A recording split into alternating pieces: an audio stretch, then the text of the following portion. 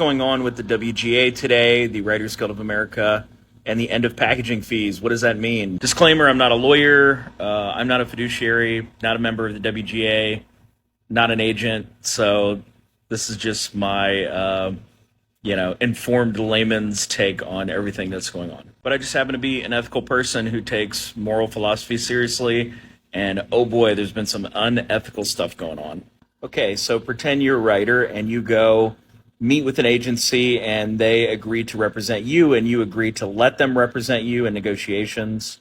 And you go and drum up some business and you get the interest of like a big showrunner. So you're going to write on that show and your agent is going to represent you putting your deal together to write on that show. Okay, so you go in, they cut that deal, and there's some haggling back and forth. There always is, and then you end up with it's an okay deal. It's fine.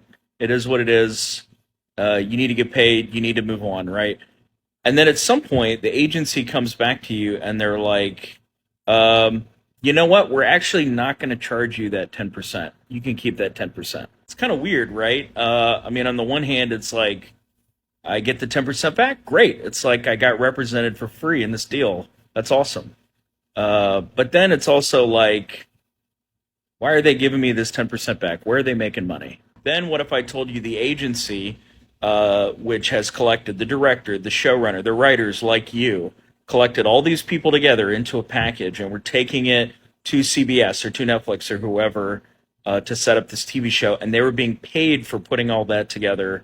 And it was a lot of money. What would you call that fee?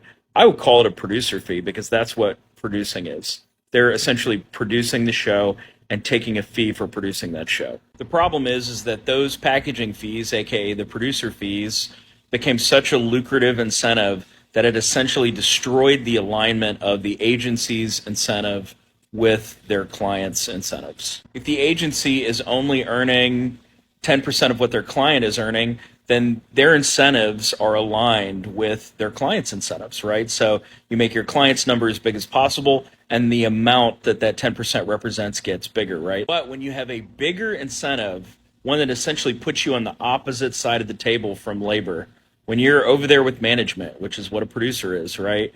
You're on the opposite side of the table as your client, and then you have a disincentive to fight to get your clients paid as much as they should be paid. This went on for years, and the WGA just ended it.